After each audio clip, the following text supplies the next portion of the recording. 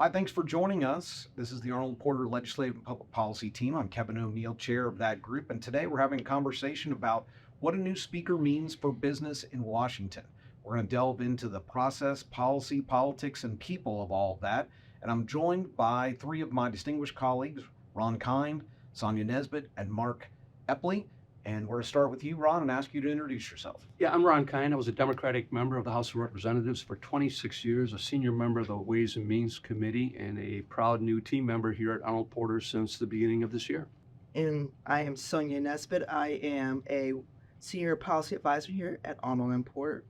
Cut my teeth on Capitol Hill, first working for the House Ways and Means Committee, and then spent time in the Obama administration in the second term. I'm Mark Epley. I'm a partner with the Legislative and Public Policy practice. I capped off my career on Capitol Hill as counsel to House Speaker Paul Ryan, so I have some visibility into the role of the Speaker. I spent time serving in the Ways and Means Committee, Financial Services Committee, and HASC. So we've got some variety of experiences. Nice. Well, Mark, let's start with you because you've had this experience. What's it like to walk into the speaker suite the first day of work and have this huge laundry list of things to do? And how handicapped is the new speaker because he's had 2 days to think about that laundry list versus the weeks or months that somebody else might have had? It's hard to separate the job from the place in which one does it. The west side of the Capitol faces down the mall. It's one of the grandest views in all of Washington. For the first 100 years of Congress, this was the Library of Congress, but was converted into offices now used by Congress. So the Speaker has this amazing, magnificent view, and it can't help but put extra sort of burdens on one's shoulders, that you expect that you are in a seat of power, and it's hard. You can't escape it, honestly. I think that what's remarkable about this is there's a hallway right outside the Speaker's suite, just one office that the schedulers sit in, and then the office in which the Speaker works. And what he can expect this is members starting to line up right outside, either with or without being on his schedule, and the queue will get longer and longer. People asking all sorts of help from every sort of angle. So those are the very first things that the Speaker's going to confront is how do I manage my time? I think that's sort of right out of the box the most significant thing that he'll face as a way of a challenge, not just in a matter of scheduling, but in the scarce hours that he has in a given day. What is it that he should focus his time on? And Ron, maybe as a guy who spent 26 years in Congress, what's it like to walk into that suite as a member, be one of those guys in line trying to figure some of this stuff out? How do you think Johnson's going to struggle to manage that time? Well, I think Speaker Johnson now has a substantial challenge ahead of him. I mean, there was great rancor and strife in the Republican conference over the last few weeks, ever since they used the motion to vacate to remove Kevin McCarthy from that position. His goal now is to try to unite that conference, get everyone on the same page. I think him announcing a 2-week schedule of moving appropriation bills keeps the focus there for a while he gets his team put in place. Listen, we all are waiting to see who he surrounds himself with. I mean, as vice chair of the conference, he only had one staff member. Now, as speaker, he's going to have a plethora of people to choose from. Who does he draw that talent from? And what connections as a member do you have to that new team with the speaker? So, but then again, he doesn't have much time to rest. In a few weeks, we've got a potential government shutdown again. There's great pressure to move an Israel-Ukraine aid package.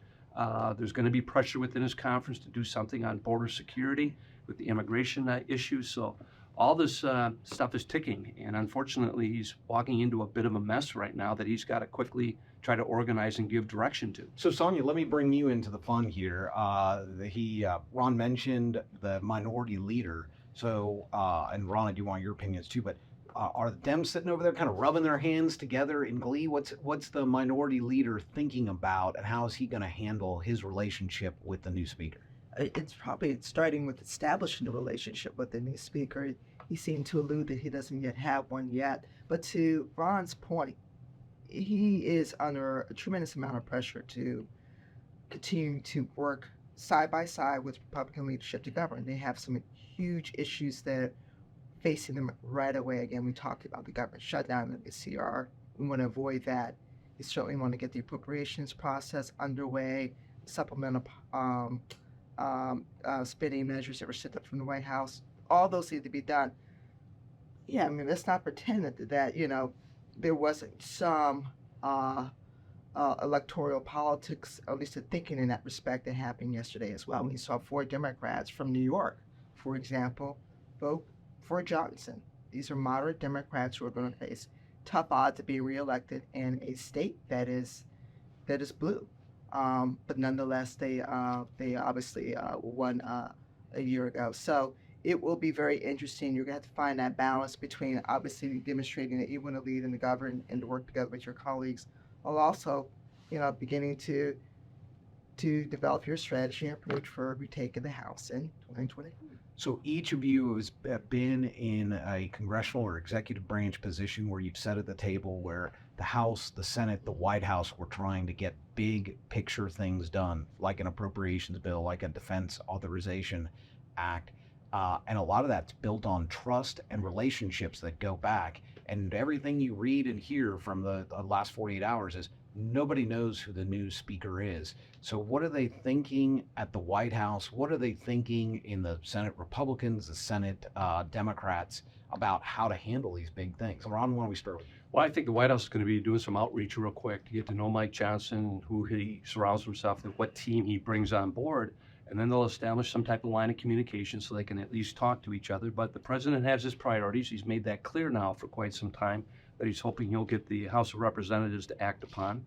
And then Speaker Johnson's going to have to figure out how he's going to handle the Democratic majority in the Senate in an attempt not to get jammed on a lot of these issues right away. And I think that's in the back of his mind as far as trying to move these appropriation bills so that he doesn't just get some omnibus bill towards the end of the year that the Senate passes to the House and then leaves town right away, and keeping all the pressure on them. So this is going to be a difficult balancing act, but the administration obviously is hopeful that there'll be bipartisan consensus on keeping the government open, additional aid to Ukraine, aid to Israel now, and then they also expressed interest in further border security measures too. I mean, that was part of the administration's package that they sent up to Congress. No, I agree. That outreach has to happen right away on both sides. I'm sure that it is, because again, the issues that are in front of them are time sensitive. So that happens quickly and in good faith as well. What about Mitch McConnell and his friends in the Senate? Very good. So, look, one of the big challenges that the speaker has is he has set out an agenda. One of the important things he did was to indicate to his colleagues that if you vote for me for speaker, I'm going to bring to the floor a stopgap spending bill that brings us through January 15th or April 15th, wherever the conference lands. But we're, at least in the first instance, not going to shut the government down. We're going to process individual bills and keep grinding on that. All that is good, and that helps morale in the House. That helps to the extent there's dissonance and lots of different views. When you're working on bills, when you're introducing amendments, members are happy. That they're working hard. It tends to breed contentment. That said, the view that the House will get all of what it wants is wrong. And so ultimately the speaker's got to figure out a way to get a compromise with the Senate that can be presented to the president. And so that's where he's going to disappoint some in his conference. That's all to point to what McConnell and the Republican in the Senate's role is. I think that they're going to, we saw this even before Kevin McCarthy was removed, an effort on the part of Senate Republicans to try to make that which they send over as easy as possible for the speaker to sell, right? So you'll have Thune, sort of the second-ranking member in the Senate Republicans, and others trying to sort of put a conservative gloss on the compromise vehicle to make it easier for the House to move. Well, I have to say, this makes me wonder, then, is Speaker Johnson in trouble already, based on that? I mean, how do you... Well, when you only get in by 2 votes, I think you know that there's not a whole lot of room for error. That's exactly right. So, Ron, you said something smart earlier. Let's circle back to, do we have a weak speaker? Mm-hmm. Do we have a strong speaker? I think you served under what has been historically one of the strongest speakers of all time. Compare and contrast. Yeah, and I was a big advocate for a weak speaker model because that restores power to the committee. And at the committee level, you got smaller working groups who get a chance to work together, get to know each other, build up that elusive trust. And that leads to common ground and getting things done. And you empower those committees, let them drive the legislation rather than the top-down management. It becomes a less partisan place in which to operate. My concern with the strong speaker model, when everything is coming out of the speaker's office, it's easy for the battle lines to be drawn and for these to be complete no on everything that's being done. So that'll be, one of the key questions for new Speaker Johnson. Now, he doesn't have as much history in the place. He's relatively new. He can kind of shape the new model of how he wants the speakership to run. And I hope he does allow some trust and deference to the committee level and ask them to do their work and produce good work product, because there'll be greater opportunity for democratic input then. And the key is buy-in with all these members. As long as they feel that they've got some buy-in, then there's easier opportunities to pass certain bills.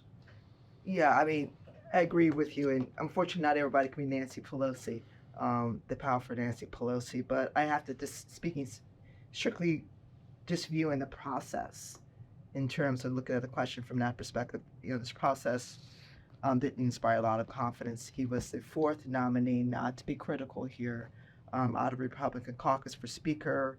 He did get a unanimous showing, which is fantastic, but it does, as we were speaking beforehand, beg the question about how much freedom and opportunity would he have with the motion to vacate continuing to be in place, no modifications there. A lot of tough decisions we just talked about that need to be made, and sacrifices and compromises that need to happen. We shall see. I wish him the best, but right now the process doesn't, again, inspire a lot of confidence from my perspective. I don't know if I love the word weak as speaker. It's sort of almost a derogatory term, that weak versus strong, the former being not good. It is just I think on a level it's a different model. And so if it comes to pass that fellow Louisianan Steve Scalise, the leader, takes on a very robust role as a leader, the leader's job in the ordinary course is to run the committees. He runs the floor. He decides what comes to the floor in the way of votes, and he manages the committees. And so that important role, if it's exercised with great vigor, could help Speaker Johnson instead of weak, let's just say a more modest role, or in the role where he speaks to the White House, he speaks to the Senate, he speaks on behalf of the House to the American people and to the world, and that the running of the House happens at the leader level. Interesting. Son, you talked about not being the first choice, but that's kind of the history of Republican speakers in our lifetime, absent Newt Gingrich. Right. Paul Ryan was a fallback because of somebody else. Kevin McCarthy ran for speaker, didn't get there, right? And so, not that we have a Republican conference full of people who may remember all of that history, but it's almost like history keeps repeating itself on the Republican side, that being first choice isn't necessarily the way to get there for the finish line. Absolutely. So, all right, we've talked a little bit about process. I want to hit policy, politics, people a little bit later, but I think we've already talked a few times about substance of policy. So let's really dig in there. And Ron, this appropriations endgame, November 17th, the clock is ticking on government shutdown running then. Mark sort of mentioned potential dates. Talk to us about what are next steps and what are the big elements of this package. Well, there's two takeaways with Speaker Johnson now. A statement that he wants to pass a short-term continuing resolution that keeps the lights open, that keeps the government function. One date would be in January, another in April. But it also kind of overlooks the obvious elephant in the room, and that's the U.S. Senate and what they want to do as far as funding the government, and whether they would go for an extension or a continuing resolution with those dates in mind. My guess is not. I think the Senate has their own agenda on that.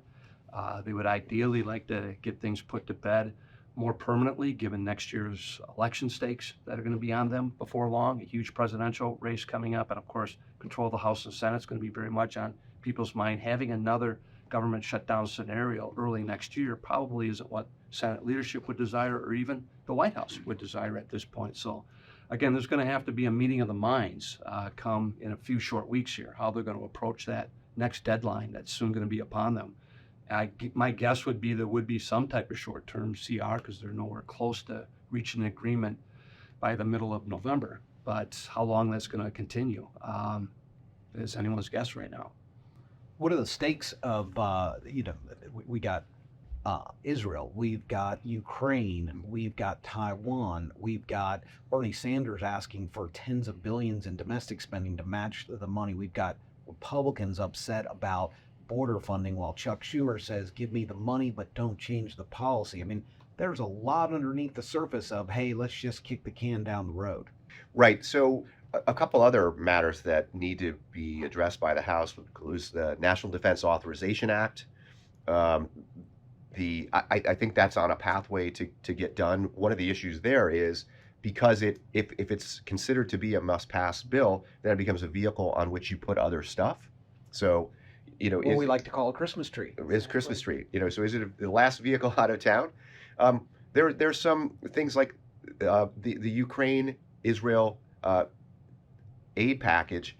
It has to be the case that it has to be. What I expect to be the case is that McCarthy, in order to get the gavel, loaded the Rules Committee up with three members in particular that are going to interpose an obstacle to bringing a Ukraine Israel Christmas tree type supplemental package to the floor. They're going to insist on breaking this up. Full stop. Honestly, the question is even whether the Speaker will have members that will revolt if he brings Ukraine aid to the floor on its own. Ukraine aid that he himself has previously voted against. Right. So there are members in the conference that earlier, when they were seeking to process the defense bill, did not even want a vote on Ukraine. It was not okay to put it on the floor and see how things come out. They didn't want to vote in the first instance. So those are the kinds of things that he will need to work through. I think just back to the whole weak versus strong, or the limited versus robust role of the Speaker. It reflects the Republican conference. The incentives for the Republican conference are, when you go back home, to distinguish yourself from leadership, to distinguish yourself from the party. The incentives are aligned that way, such that that's part of the reason why you see a push for a limited role for the Speaker, because that's where members get rewarded.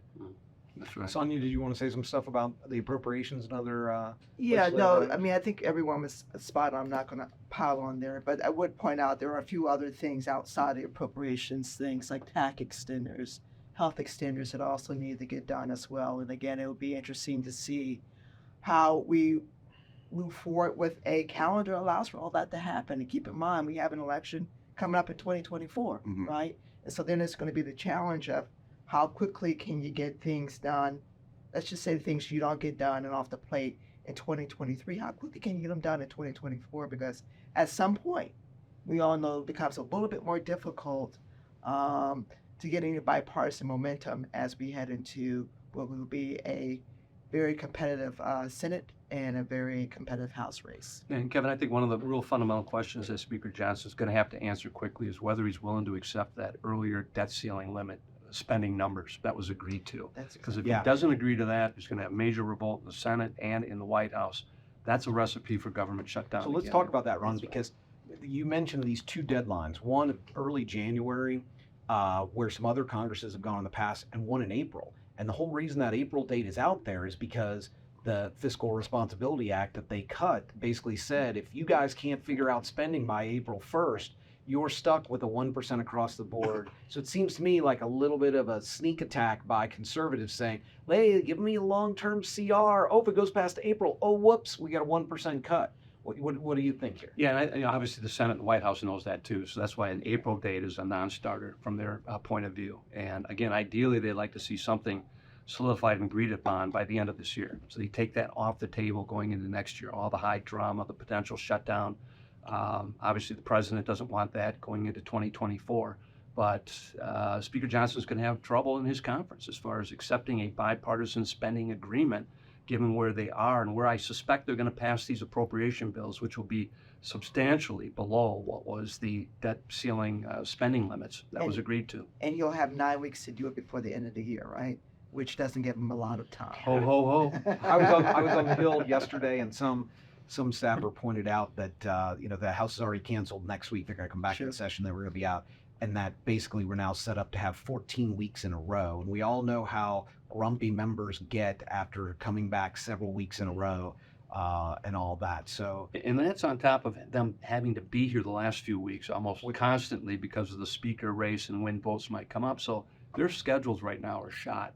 yeah, And if you're a marginal member, I mean, a member in a marginal district with a competitive race coming up, you want to be home, you want to be kissing babies, shaking hands, getting in front of your constituents, and not spending any more time than you have to sitting here in Washington dealing with this high drama. And in some cases, if you're a moderate Republican, you want to be at home explaining your vote. Yeah. Why did I move forward with Speaker Johnson? Why did I think it was important to keep to get the House up and running again? So we've talked about the near-term things, appropriations, and Sonia also mentioned next year in elections. Obviously, the later he pushes the state back too, the harder it is to do next year's appropriations bills, which big problem. But I'm the one who cares about appropriations the most of this table. I got to hear a table of tax, financial services, healthcare, government oversight experts. What do we know about the speaker about inside your areas of expertise? Sonia, ladies first. Well, I appreciate that. I think I'm going to be a quick study here, though, given that we don't know much about his health portfolio. I mean, I think Ron alluded to that, very early on. Speaker's been in office since 2017. He doesn't necessarily have a robust legislative agenda in the health space. Now, obviously, the things we've heard and read about most in the last 12 hours now have been about his positions on reproductive rights. I don't think that spells out an agenda more broadly on health, but that's as far as we know. Right now, he doesn't even have, well, he probably does today, but as before he was speaker, he didn't have a health policy aide. So, this is not his primary area of focus, but obviously there are a number of health items that his caucus cares about, bipartisan work that can be done, work that needs to be advanced. And so I'm hoping he'll become a quick study, and it becomes a question of where does he draw on that personnel, that staffing, to move forward with the health agenda. But I am optimistic. I'll be curious to see whether he puts a point of emphasis or a priority on a year-end tax package. Obviously, there's great pressure right now in both the House and the Senate to deal with R&D and expensing, facility depreciation, those type of measures, coupled in a bipartisan agreement with child tax credit. That's a heavy lift right now, given everything else that he's facing.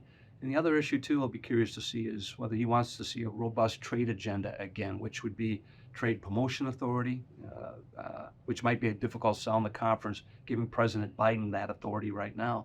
They may decide just to punt and wait until the outcome of the 24 election. So to be clear, we call it the NDA Christmas tree, and you want under that tree a tax package and a big tax package. Well, there's been discussions. I'm not holding my breath that something like that can be included, but those talks are still continuing. What the congressman points to is really interesting, and it highlights this. What I expect's happening right now is that the chair of the Ways and Means Committee, Jason Smith, is thinking about going to work with the leader about how do I get a tax package on the floor, making the case, I think chiefly right now to the leader, because the speaker's somewhat distracted, to like, this is important for our elect. This is how we get reelected. We speak to things on Main Street. We do things like immediate expensing and deductibility for interest, the R&D tax credit. That's how we're going to get reelected, Mr. Leader. You must be on different Main Streets. I've never walked on Main Street and somebody's talking to me about the R&D tax credit. Well, to be clear, it's cute to say it that way, but we know that this is ultimately about jobs. And so if I think Jason Smith will be making this case that, hey, we get that there's a lot of things must do. Well, this is a must do if we want to keep control of the House. So not limited to Jason Smith. There'll be other chairs that are trying to make this case too. But I believe that Chairman Smith, one of his particular strengths is developing relationships across the entire conference, even across the whole House. Mm-hmm. So I expect he's going to make a hard push for making this part of end of year. And Mark, would you agree that really the ticking time bomb underneath all of this is what the Speaker does with the impeachment inquiry? I mean, that has the potential of just blowing up the whole House and full stop on everything else, given the poison that creates. And that's still out there, and the committees are still doing their work on that front. So look, you're absolutely right, and I think there's no way the impeachment goes away. No way. First of all, we know that staff continued to work on it, that the House was organized, notwithstanding not having a speaker, and the staff continued to work on it. And there's no way, as like big political matter, at least within the conference, the speaker can pull the plug on the impeachment matter. So that creates problems. Sorry. No, So- you're right. I didn't mean I was just thinking immediately about, well, then there's Jim Jordan, right, who had a pass at this. It didn't work out for him. Does this give him a much more of an impetus or a bit of a renewed spirit in many ways to pursue Or some of this is the savvy thing that a brand new speaker says, Jim, you go off over here and you play with your issue and let me get these things done over here. That's exactly. So I agree with Mark. I think it's super hard to walk into the new conference you won by 2 votes and say, yeah, we're suspending things, because while these other things have been going on for 3 weeks, more and more, if you're somebody who believes that the Biden family scandal has legs, there has been more evidence piling up in the right wing media over this time period that will be harder for a new speaker and his political team to ignore. So maybe that's a great transition for us to get into the politics of what the new speaker means. And Ron, we're going to start with you, man. I mean, I read these numbers. Mike Johnson raised about $500,000. He's got a super safe red district. He won, after winning his primary, he's probably never really had to work hard. Kevin McCarthy raised $15.5 million in the first 6 months as speaker.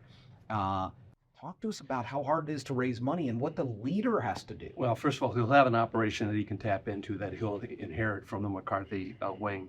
But you're right, as an individual member, he didn't have the need to raise a lot of money. So this will be new to him. And that's really responsibility number one for the speaker, is to raise that money, to resource your members, especially your vulnerable members, so you can hold on to the majority. So that's going to be a whole new world that Mike Johnson is going to have to operate in. Only time will tell how robust and aggressive he is on it, but there'll be support. I mean, from McCarthy, Scalise, and others who have been there as well, and the eagerness to hold on to the majority. So I want to ask you this. You were in a purplish district. How hard was it to bring the speaker to your district, and how hard do you think it will be for purple Republicans to bring this speaker to their district? Yeah, when I was serving in Speaker Pelosi was the speaker, I was in a very much swing district. President Trump carried my district twice, so it wasn't ideal to have someone like Nancy Pelosi, San Francisco, viewed as a liberal or progressive coming into my area. So she never did. But there were other, surrogates that I could use, Steny Hoyer, for instance, and others. Obviously, my district was ground zero for all the presidential races, so we had the presidential candidates coming through, doing some campaigning throughout western Wisconsin. But you're right, I think there's going to be that calculation from some of the more pragmatic House Republicans in Biden districts, whether it benefits them to bring a Mike Johnson into their district and having to explain his history now. And there are a lot of controversial issues that he's taken a side on that may not necessarily play well in those districts. So, Mark, I want to ask you the sort of the reverse, like who brings him in? How does he raise this money? You've been working with a speaker in the past who had to deal with those issues, but had a big track record of raising. And what Republicans can't bring him? One thing he's got going for him is a youngish person. This is a very, very punishing job, because you're just doing the speaker's job, however that's defined, is more than a full-time job. But on top of that, you need to squeeze in during the work week and then on the weekends campaign work. You've got to be talking to supporters. You've got to be doing individual events for members. And then on the weekends, you need to be traveling to those things. That's a thing that he has going for him, some vigor, I think. But I think one question is, what role will Kevin McCarthy play? He himself now has his war chest that's quite sizable, right? One of his great strengths was he knew every district in the country.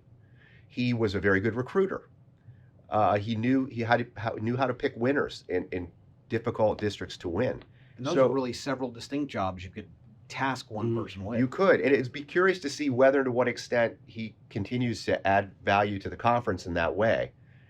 He could be the person that introduces Speaker Johnson to those districts in California, where you've got a young Kim and Michelle Steele, and continue to be able to put on the moderate cap and talk to moderate Republicans.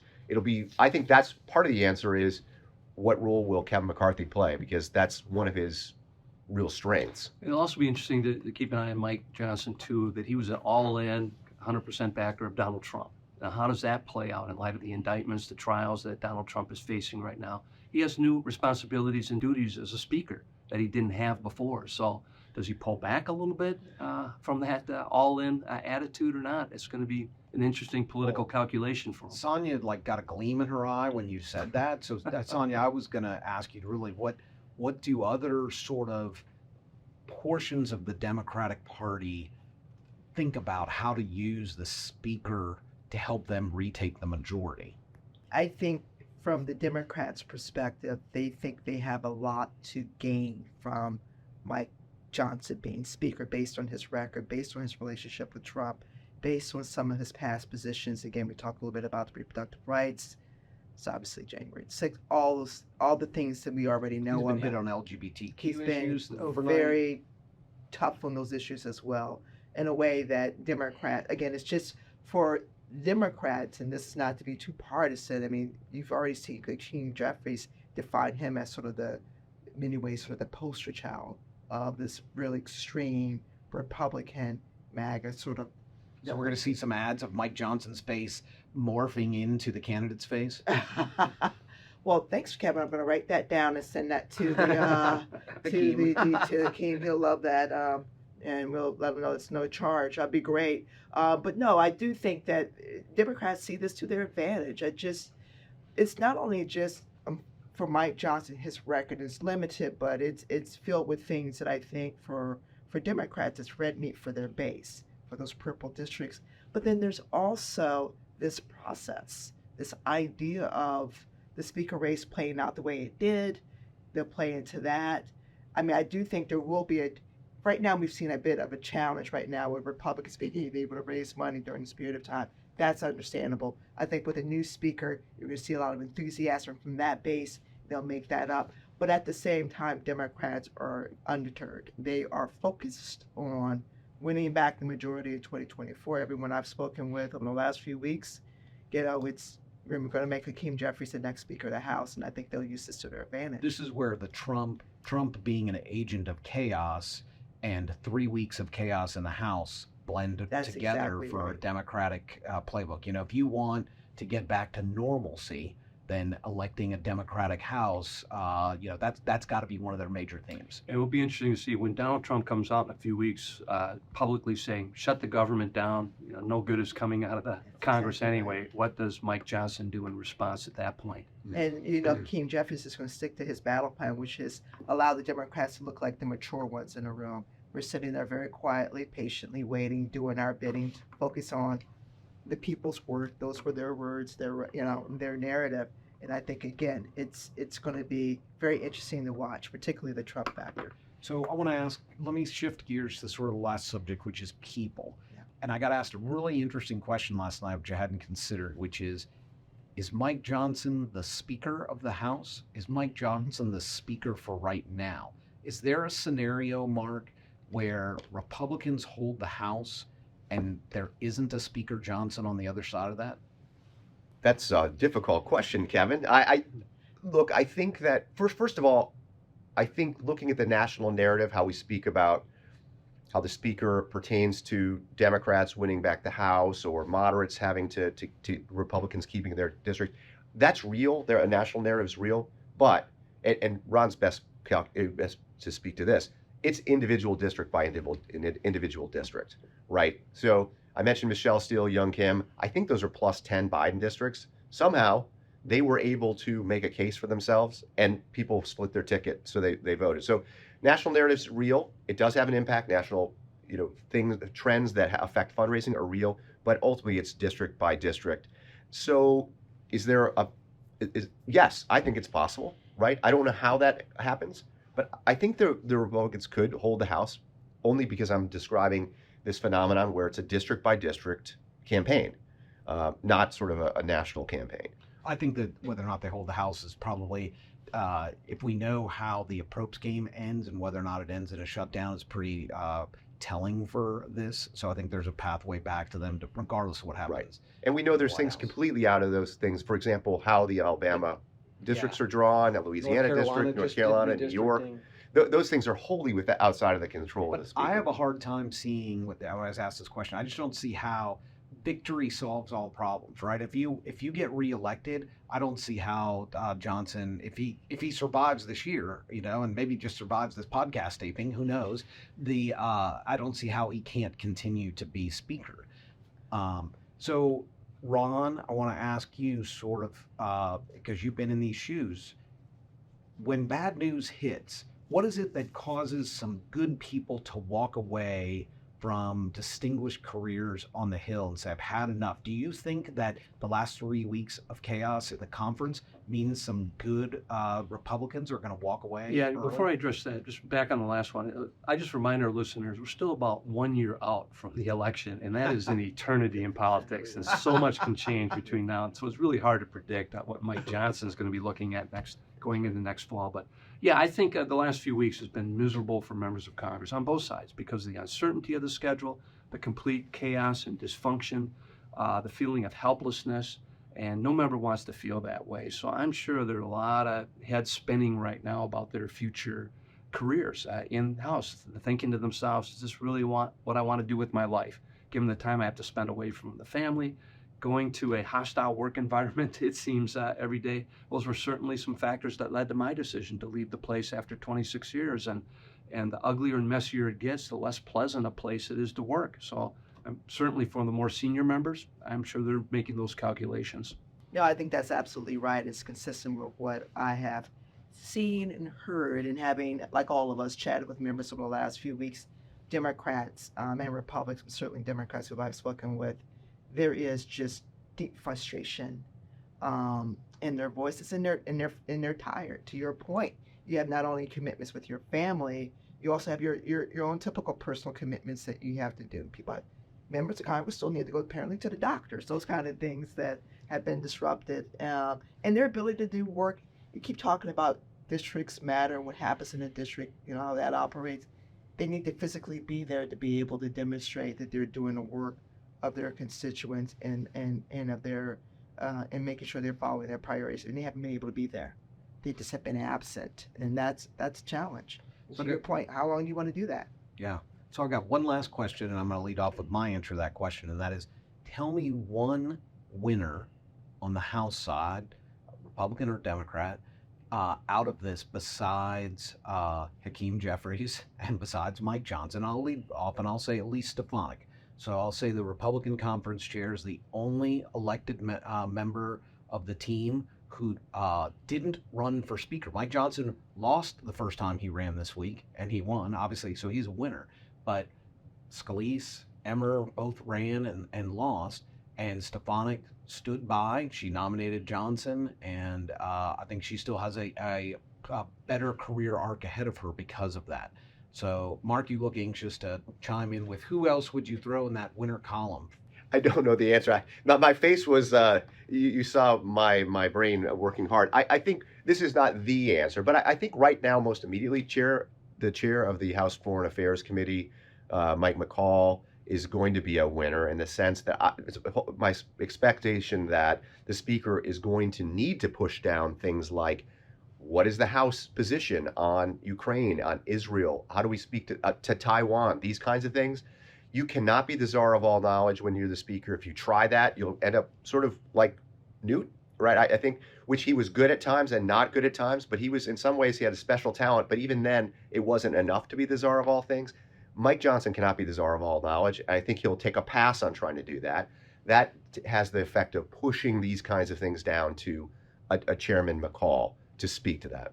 Well, I think it's a little bit easier for me to identify who really came out on the short end of all this, who the losers are. And those are the Gang of Eight, the ones who initiated the motion to vacate, because there's deep animosity now in the Republican conference over what they've done. They're going to be a person without a party for a while. Obviously, there won't be Democrats willing to cooperate with them on any issue. And how they survive all this is going to be interesting in light of the thin majority that Republicans have today. I actually take a different view, which is why I wanted to go last. I actually think Matt Gaetz is the winner here. He obviously opposed McCarthy from the very beginning. By the way, listeners, you should see everyone's eyes looking at me as I say this. He opposed McCarthy from the very beginning, voted present, made McCarthy's life miserable, just trying to get the speakership. And at the end, and he created this chaos. He blew up this. He used the motion to vacate to oust McCarthy. It's been an ugly process, obviously, for the House Republicans. The GOP has a great deal of resentment. But at the end of the day, he got a more conservative, more, in his view, a much more fiscally and socially conservative leader at the top. Now, they may hate him for it and they may have deep resentment, but he got his guy. Well, let's hope that at the end of the day, the American people are the winners for actually getting a speaker and getting the process back on track. So thanks for joining us as we've talked about what a new speaker means for business. We've delved into the process, policy, politics, and people of all that. We hope you'll join us the next time we talk about current events in the halls of Congress. And join us for our team from Arnold and Porter, Legislative and Public Policy Group. Have a great day.